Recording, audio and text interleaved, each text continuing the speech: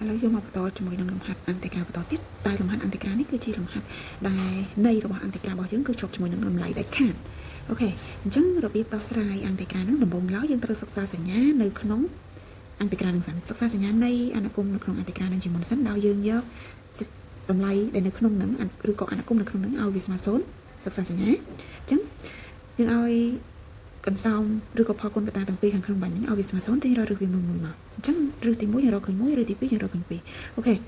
បន្ទាប់មកទៀតយើងត្រូវគូសតារាងសញ្ញាដើម្បីដឹងថាចន្លោះណាទៅដល់ណាសញ្ញាមានសញ្ញាបូកនិងចន្លោះណាទៅដល់ណាគឺមានសញ្ញាដកអូខេអញ្ចឹងសម្រាប់ x ដែលកំណត់របស់អន្តេក្រាខាងលើមិញគឺកំណត់ពី0រហូតដល់3ចំណែកឯរឹសរបស់ផលគុណកតាទាំងពីររបស់យើងមិញគឺ x ដក1ជាមួយនឹង x ដក2ចឹងឬយើងរកឃើញ1ចឹងដាក់1មុនបន្ទាប់មកគឺ2ចឹងយើងដឹងហើយនៅពេលដែលយើងសិក្សាសញ្ញាកាលណាឬ2អមសងខាងឬនៃទាំងពីរហ្នឹងគឺសញ្ញាដូច a ចឹង a របស់យើងគឺ x និង x នេះគុណគ្នា x ក្រេហ្នឹងគឺមេគុណវាសញ្ញាបូកអូខេអញ្ចឹងអមសងខាងសញ្ញាដូចមេគុណ a គឺសញ្ញាបូកចំណែកឯកតាគឺសញ្ញាផ្ទុយពីមេគុណ a គឺសញ្ញាដកដូច្នេះហើយយើងសង្កេតឃើញថាចន្លោះពី0រហូតដល់1សញ្ញារបស់អនុគមរបស់យើងមានសញ្ញាវិជ្ជមាន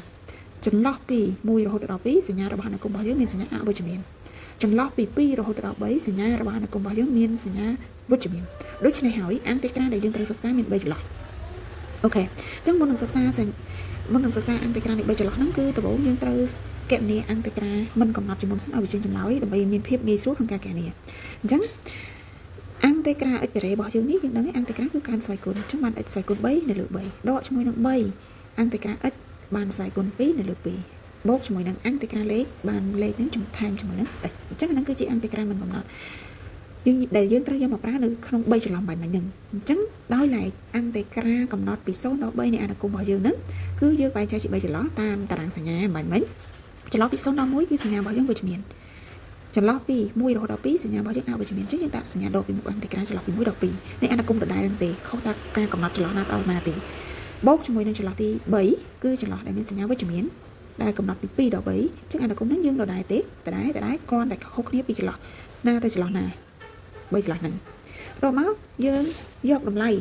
ដែលយើងមានគឺ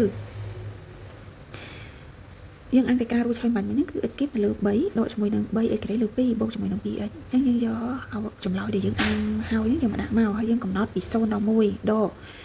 ចម្លើយយើងមកដាក់មកពី1ដល់2បូកជាមួយនឹងចម្លើយរបស់យើងមកដាក់មកពី2ដល់3រួចហើយយើងជួសគូលើចូលល្អមកហើយចាំដកជាមួយនឹងការជួសគូក្រោមដកជាមួយការជួសគូក្រោមមកអញ្ចឹងលទ្ធផលដែលយើងទទួលបានគឺនៅក្នុងចន្លោះទី1យើងទទួលបាន5លើ6ចន្លោះទី2គឺយើងគុណសញ្ញាដកនៅខាងមុខវាអីអស់ហើយគឺយើងទទួលបាន1លើ6ចន្លោះទី3គឺយើងទទួលបាន5លើ6ដែរអូខេរួចហើយយើងយកវាមកបដូរគ្នាវិញមកអា3ចន្លោះហ្នឹងយើងដាក់បូកជួសគ្នាទៅបានអន្តេក្រាចន្លោះពី0ទៅ3តែយើងដាក់មកតែមួយអាហ្នឹងចន្លោះតែមួយគឺអត់ត្រឹមត្រូវទេត្រូវដែរប៉ុន្តែត្រូវបាន 30% ឬ 25% ទេអូខេអញ្ចឹងយើងបូកចម្លើយទាំង3នឹងចូលគ្នាគឺជាចម្លើយរបស់អន្តេក្រា e របស់យើងដែលកំណត់ពី3ទៅសំទោសពី0ទៅ3អញ្ចឹងរាល់អន្តេក្រាកំណត់